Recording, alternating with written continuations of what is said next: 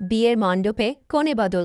অন্যদিকে ঈশান শঙ্করকে গুন্ডাদের হাত থেকে ফিরিয়ে আনে এবং কুসুমের সাথে করা ব্ল্যাকমেলের জন্য শ্যামকে গণপিটানি দেয় ইন্দ্রাণী।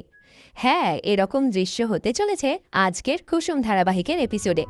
ধারাবাহিকের শুরুতে আমরা দেখতে পাই বিয়ের মণ্ডপে বসে আয়ুষ্মান খুব ছটফট করে অবস্থায় শ্রীতমা চলে আসে, যা দেখে ইন্দ্রাণী সহ বাড়ির সবাই খুব চমকে যায় আর ভাবতে থাকে মণ্ডপে কনের সাজে কি আছে। পরক্ষণে ইন্দ্রাণী গিয়ে পানপাতা সরাতে সবার চোখে সর্ষে ফুল।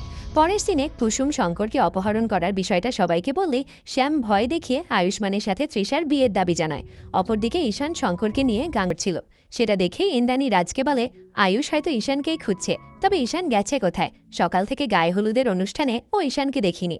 রাজ ও অনুশ্রী কিছু না বলে চুপচাপ দাঁড়িয়ে থাকে এবং অনুশ্রী মনে মনে বলে ঈশান তুমি কখন ফিরবে? আমার মনে যে বিপদের আশঙ্কার কু ডাকছে। অন্যদিকে আমরা দেখতে পাই দড়ি দিয়ে চেয়ারে বাঁধা অবস্থায় ঈশান শঙ্করকে বলে কাকা তুমি হাতের বাঁধনটা তাড়াতাড়ি খুলো, গুন্ডাগুলো দেখার আগেই আমাদের এখান থেকে পালাতে হবে। কথাটা বলে ঈশান ও শঙ্কর হাতের বাঁধন খুলেই পালিয়ে যায়। গুলিবাড়িতে উপস্থিত হয় এবং কুসুম সহ আয়ুষ্মান ঈশান ইন্দ্রাণীকে শ্যাম কুসুমকে ব্ল্যাকমেল করে এসব করিয়েছে তার সব সত্যিটা জানিয়ে দেয় এবং পরক্ষণে ইন্দ্রাণী শ্যামকে বলে আইন তোমাকে যা শাস্তি দেওয়ার দেবে, তবে তার আগে আমি তোমাকে শাস্তি দেব। কথাটা বলতেই কুসুম চাবুক এনে দিতেই ইন্দ্রাণী শ্যামকে গণপিটানি দিতে থাকে। পরক্ষণে পেছনে গুন্ডাগুলো।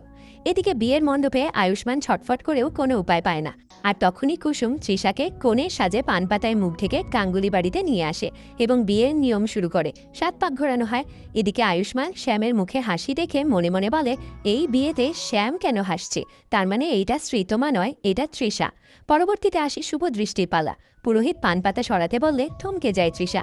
মণ্ডপে উপস্থিত থাকায় সবাই পানপাতা সরানোর জন্য বারবার বললেও চুপচাপ দাঁড়িয়ে থাকে। আর ঠিক সেই সময় রক্তাক্ত